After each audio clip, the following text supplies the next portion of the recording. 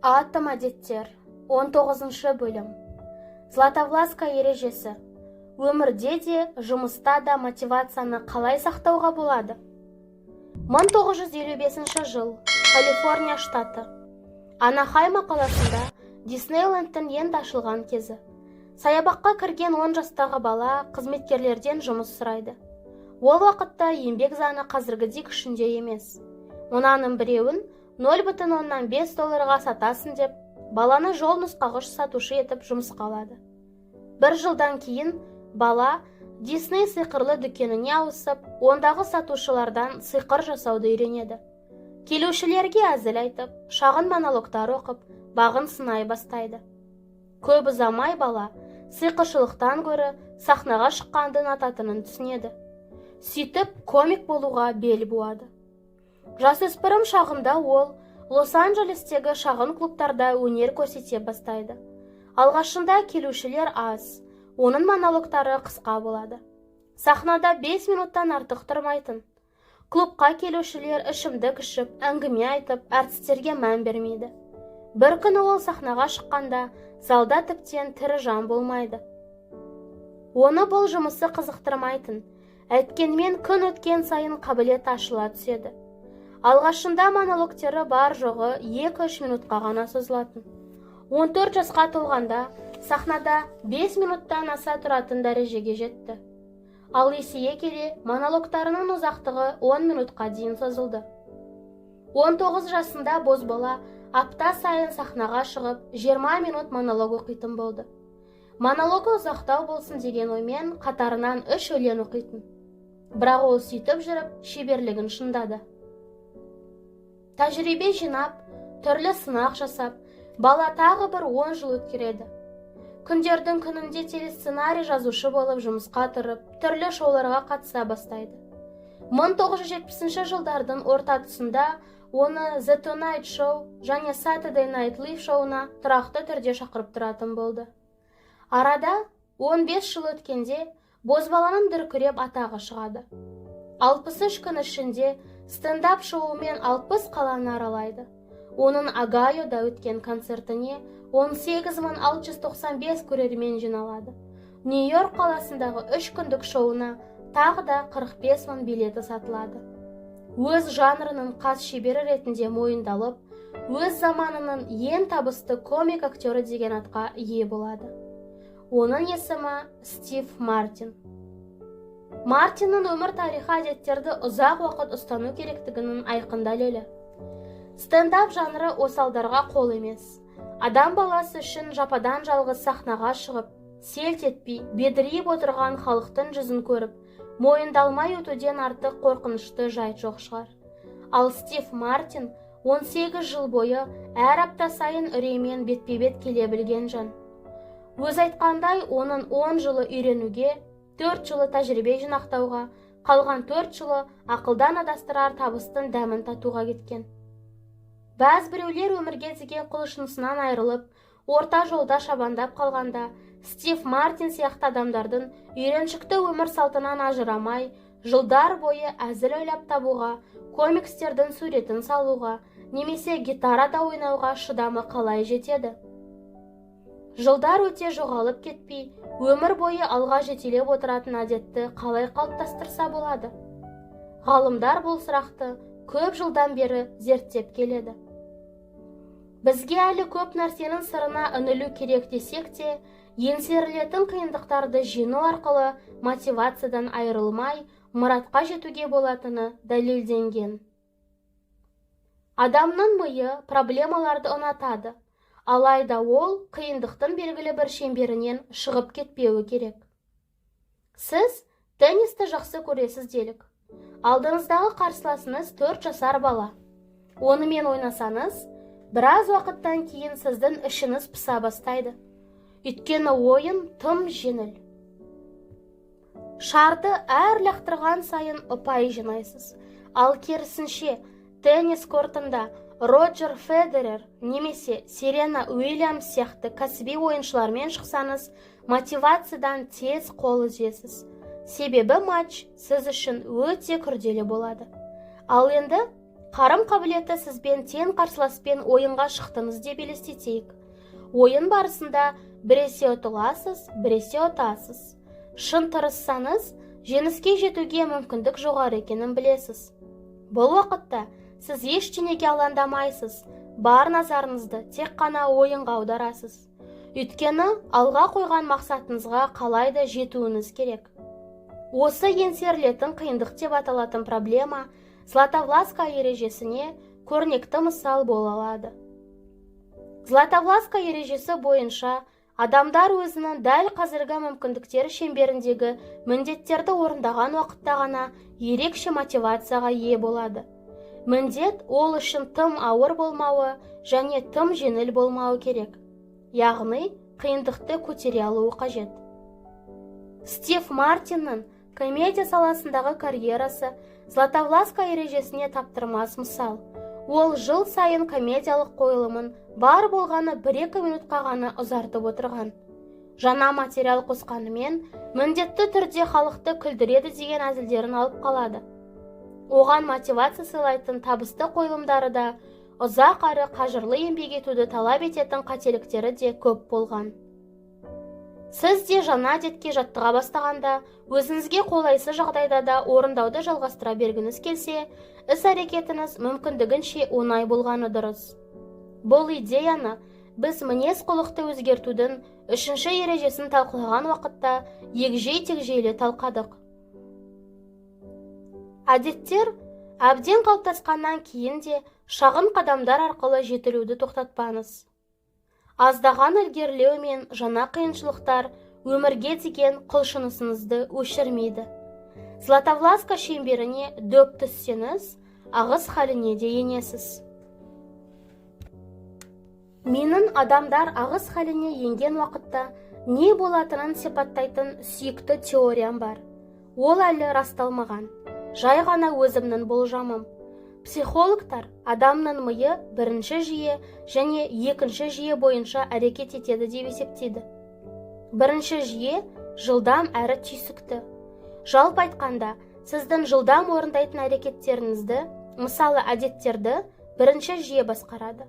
Ал екінші жүйе, мәселен, математикадағы есептерді шығару сияқты баяу әрі қажырлы еңбекті қажет ететін терең ойлау процестерін басқарады. Және оған адам көп күш жұмсайды. Мен ағысты бірінші жүйе мен екінші жүйені қарама-қарсы полюсте орналасқан ойлау спектрінің шеті ретінде қарастырғанды ұнатамын. Когнитивті процесс қаншалықты автоматты жүзеге асса, бірінші жүйеге соншалықты жақындай түседі. Ал тапсырманы орындау қаншалықты қиын болса, екінші жүйеге соншалықты жақындай түседі.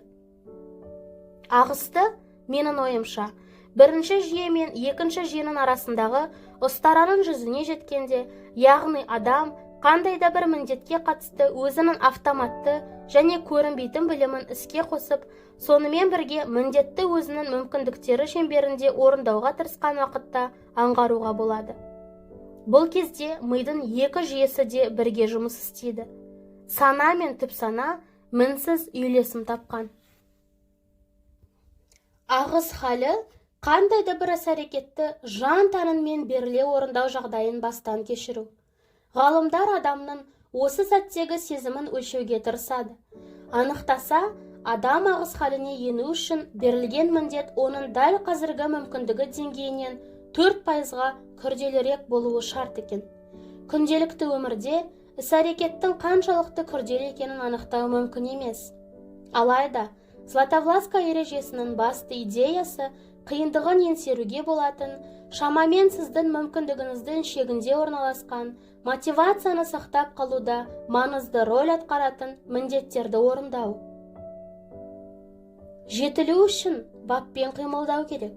Сізді 100% әрекет етуге итермелейтін проблеманы іздеп тауып, үнемі ынталанып отыру үшін жеткілікті деңгейде даму керек. Қызығушылықты жоғалтып алмау үшін іс-әрекеттеріңіз жаңарып отыруы қажет. Өміріміз бір сарынды болса, тез зерігеміз. Ал зерігу адамның өзін-өзі дамыту жолындағы басты жауы. Жұмыстан жалыққан уақытта зейін қою жолдары. Бейсболшы болу қолымнан келмейтінін түсінгеннен кейін басқа спорт түріне ден қоя бастадым. Зілтемір көтеріп жүргенімде бір күні жаттығу залына танымал бапкер келді. Ол еңбек жолында мыңдаған шәкірт үйретіп, бірнеше олимпиада чемпионын тәрбиелеп шығарған адам. Мен онымен танысып, процесті жетілдіру туралы әңгіме қозғадым. Үздік спортшылардан басқа спортшылардан айырмашылығы қандай деп сұрадым мен. Табысқа жеткендер басқалар мән бермейтін істің қандай түріне ерекше көңіл аударады? Ол өзім күткенде генетика, сәттілік және талант деген 3 факторды тізіп шықты. Бірақ әңгіме арасында тосын бір сырды ашты. Қандай да бір сәтте адам зерігеді. Сол кезде не істейтіні оның болашағында шешуші рөл атқарады. Күн сайын жаттығып, бір әдісті қайталай беруден жалықпаған адам ғана жеңіске жетеді. Әдетте жұмыс этикасы туралы ешкім олай деп айтпайтындықтан, оның сөзіне қатты таңғалдым. Мақсатқа жету үшін сүйікті ісіміз мотивация сыйлап, күш-қуат беріп тұру керек дейміз біз. Бизнесте болсын, спортта болсын, өнерде болсын, адамдар бар мәселе қызығушылығымызға байланысты дейді. Жан тәніңмен қаламасаң, ештеңе шықпайды деп есептейді. Соның салдарынан мотивациядан айырылып, көңіл хошы соқпаса беті қайтып қалады. Өйткені табысты адамдардың бойында ешқашан сарқылмайтын күш-қуат болады деп ойлайды. Алайда әлгі бапкер маған ең табысты деген адамдардың өзі басқалар секілді мотивациядан айырылатын кезі болады деп түсіндірді. Тек олардың басқалардан айырмасы, жалыққан кезде де алған бетінен қайтпай жұмысын жалғастыра береді екен. Шеберлік тәжірибені қажет етеді. Дегенмен бір істі қайталай берген сайын жалығып, зерігетін кез болады. Алғаш рет табысқа жеткен соң ары қарай не болатынын түсінеміз де, қызығушылық бәсеңдейді. Кейде одан тез жалығамыз. Осындай уақытта бірнеше күн қатарынан спорт залына барып, парақшаңызға жаңа пост жариялаңыз. Бір күніңіз бос өткенде тұрған ештеңе жоқ. Өйткені бәрі ойдағыдай жүріп жатыр. Бір күн демалып, өзіңізді өзіңіз ақтап аласыз. Өйткені бір күнде ештеңе өзгермейді. Табысқа жетуге кедергі сәтсіздік емес. Бірінші кезекте жалығу. Әдеттер қуантпаса, адам шаршай бастайды. Бір істің қандай нәтиже беретінін алдын ала білеміз. Оның үстіне әдеттер күнделікті күйбең тірліктің бір бөлшегіне айналса, жаңа сезім сыйламағаны үшін ары қарай дамуға құлшынбаймыз. Сол себепті бір сатыдан екінші сатыға көтеріліп, бір диетаны тастап, екіншісін бастап, бір бизнес идеядан екіншісіне ауысып, тұйыққа тірелеп қалғандай боламыз. Мотивация әлсірей бастаса, ескі стратегиямыз жұмыс істеп тұрғанына қарамастан, жаңа стратегия ойлап табуға кірісеміз. Макиавелли айтқандай, адамдардың жаңалыққа құмарлығы сонша, дүниедегі ең бақытты жанда, өмірде жолы болмағандар да жаңалық десе ішкен асын жерге қояды. Бәлкім өзіне тәуелді ететін азық-түлік түрлерінің адамға үнемі жаңа сезім сыйлап отыратынында сондықтан шығар. Бейне ойындар көрнекі жаңалықтар ұсынады. Зиянды тағам аспаздық жаңалық ұсынады. Кез келген сала мамандары бізді үнемі таңғалдырып отыруға ұмтылады. Психологияда мұны ауыспалы аппарат деп атайды. Ойын автоматы бұған таптырмас мысал. Ойыншы джекпотты бірден емес, араға уақыт салып ұтады. Бірақ уақыт аралығы әртүрлі. Марапат алу жылдамдығы да құбылып отырады. Мұндай жағдайда адамның бойынан дофамин бөлініп, есте сақтау қабілеті жақсарады да, әдет қалыптасу процесі жеделдейді. Ауыспалы марапат бір нәрсеге әуестікті оятпайды. Адам қызықпаған дүниеден марапат алмайды. Олар бұған деген көзқарасын өзгертеді деген оймен араға уақыт салып, марапаттап отырғаннан пайда жоқ. Алайда бар қызығушылықты одан сайын күшейтудің тиімді әдісі, өйткені ол бізді зерігуден құтқарады. Жан қалауының ең жоғары нүктесін адам табыс пен сәтсіздіктің бел ортасына келгенде сезінеді. Уақыттың алғашқы жартысында қалағаныңызды аласыз, ал қалған жартысында ештеңе ала алмайсыз. Ләззатты сезіну үшін мейлінше көп жеңіске жетіп, ынтығу үшін қалауыңызды мейлінше көп оятуыңыз керек. Златовласка ережесінің артықшылығы осында. Егер шынымен әдет қалыптастырғыңыз келсе, еңсерілетін проблемалармен жұмыс істеу қызығушылықты сақтап қалудың таптырмас жолы. Әлбетте, әдеттердің бәрінде бірдей ауыспалы марапат бола бермейді. Сіз үшін оның болу-болмауы да маңызды емес. Мәселен, Google сұрақ қойған уақытта араға уақыт салып дұрыс жауап беретін болса, мен әлдеқашан оның бәсекелесінің қызметіне көшіп кетер едім. Uber сапарымның жартысын қабылдамай қойса, бұл қызметті ары қарай пайдалануым неғайбыл. Егер күн сайын тісімді жусам және бір жуғаннан кейін тістерім тазарып шыға келсе, бұл жұмыстан тез жалығып кетер едім. Ауыспалы марапат болсын болмасын, бір әдет өмір бойы қызықты болып қалмайды. Өз-өзімізді жетілдіру барысында, жол ортасында қандай да бір проблемамен бетпе-бет келуіміз мүмкін. Жалығатын сәттері болып тұрады. Сол кезде зеріккен сәтімізді жақсы көруіміз керек. Барлық адамның көздеген мақсаты жүзеге асырғысы келетін арманы болады. Бірақ қай қырыңызда жетілдіргіңіз келсе де, тек қызықты және қолайлы болған жағдайда ғана жетілумен айналыссаңыз, табандылық танытып, көрінетін нәтижеге жете алмайсыз. Жаңа іспен айналысып, оны күнделікті әдетке айналдырсаңыз, күндердің күнінде міндетті түрде бәрін тастап кеткіңіз келетін сәтті бастан кешіресіз. Бизнес бастасаңыз, ары қарай дамығыңыз келмей қалуы мүмкін. Спорт залына баруды әдетке айналдырсаңыз, кей кездері жаттығуды тастап кетіп қалғыңыз келеді. Блог жүргізіп жүрсеңіз, бір күні ештеңе жазғыңыз келмей қалуы мүмкін. Осындай жағдайда кәсіби маман қолайсыз жағдайға тап болса да, жалықса да, шаршаса да, алған бетінен қайтпайды.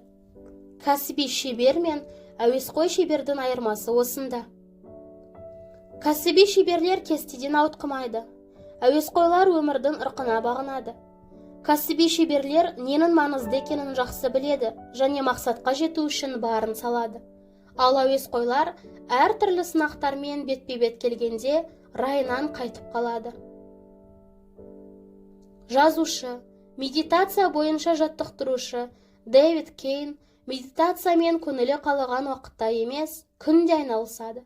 Сол сияқты сіз де тұрақсыз спортшы, жазушы атанғыңыз келмейтін шығар. Ендеше, қандай да бір әдетті шын қалыптастырғыңыз келсе, көңіл күйіңіз құбылса да, жаныңыз қаламай тұрса да, жалғастыруды тоқтатпаңыз. Кәсіби шеберлер көңіл хошы болмаса да істі тоқтатпайды. Жаны қаламаса да, ұнамаса да, бір істі қайталай беруге бар күшін салады. Спорт залында талай мәрте бір жаттығуды қайталағым келмейтін кездер менің де басымнан өткен. Бірақ сол сәтте соңына дейін жеткізіп, бастаған ісімді аяқтағаным үшін өкінбеймін. Жазғым келмейтін мақаланы жазуға өзімді талай рет қинадым. Алайда мақалам уақытында жарияланғаны үшін еш өкінген емеспін. Қойшы, шаршадым деп, қолымды бір сілтегім келген кездерде болды. Бірақ ойымды жинақтап, бойымды түзеп, маңызды істі соңына дейін жеткізгенім үшін өкінген жоқпын. Қабілетіңізді шыңдай түскіңіз келсе, бір істі қайта-қайта орындай беруден жалықпаңыз. Зеріккен сәттің өзін ұнатуыңыз керек. Түйін. Златовласка ережесі бойынша адамдар өзінің дәл қазіргі мүмкіндіктері шеңберіндегі міндеттерді орындаған уақытта ғана ерекше мотивация болады. Табыстың ең үлкен жауы сәтсіздік емес, жалығу. Әдеттер күнделікті тірліктің бір бөлшегіне айналған уақытта қызығушылығымыз бәсеңдеп ұнамай кетеді. Біз одан жалыға бастаймыз. Мотивация бар кезде қажымай жұмыс істеуге болады. Ең маңыздысы, қызығушылығыңыз бәсеңдеген уақытта жұмысты тоқтатпау. Кәсіби шеберлер кестеден ауытқымайды. Әуесқойлар өмірдің ырқына бағынады.